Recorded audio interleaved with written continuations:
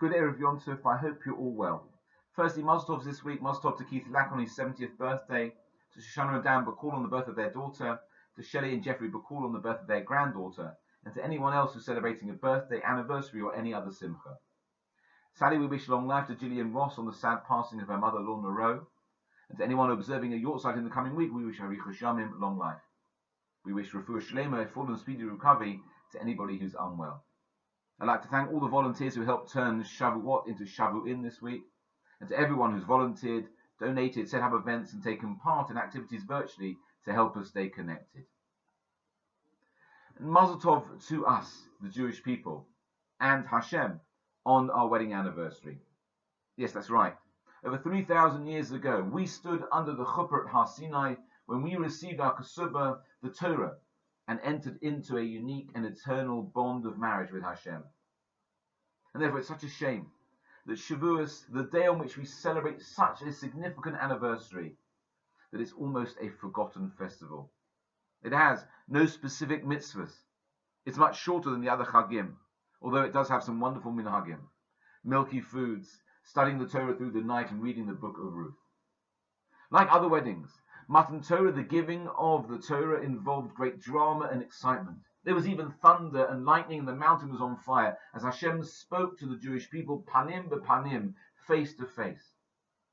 And the challenge from that day on is the same one faced by all couples. How do we maintain the freshness and passion in the relationship? How do we ensure that our connection to Hashem remains as strong all these years later? Well, the Nesivos Shalom uses a beautiful analogy of a father who carries his young son to the summit of a mountain to show him the panoramic view.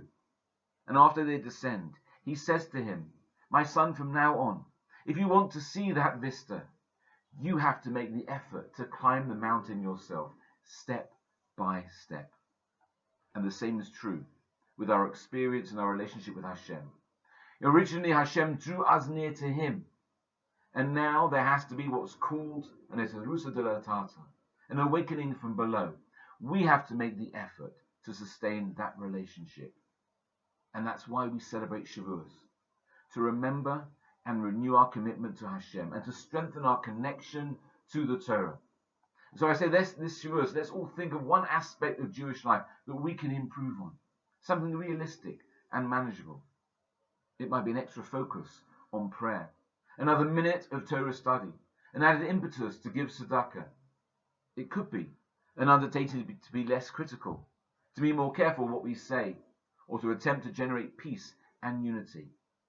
And let's start this Shavuot by taking the opportunity to fulfill the great directive in Pirkei Avos, let your home be a place of meeting for the sages. Drink in their words with thirst. We may not be able to celebrate this anniversary together, but we can still learn Torah together and feel that same sense of connection that began over 3 millennia ago. Eva and I wish you and your family a Chag Sameach. May it be a Shavuot and a Shavu'in of growth and development, and one to remember. Chag Sameach.